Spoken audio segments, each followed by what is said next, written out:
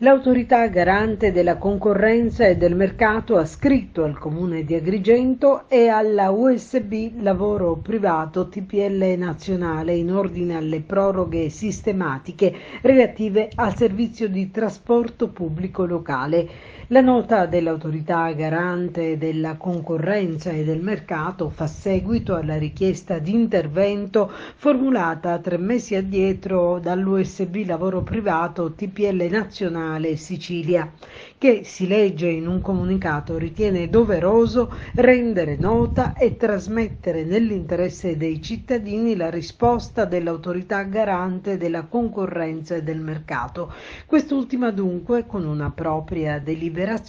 ha sollecitato il Comune di Agrigento affinché il servizio di trasporto pubblico locale venga affidato tramite una gara pubblica e nella sua adunanza del 17 settembre 2024 ha evidenziato la necessità di evitare ulteriori proroghe sistematiche per l'affidamento del servizio, chiedendo al Comune di procedere quanto prima alla gara per garantire trasparenza e concorrenza nel settore dei trasporti locali.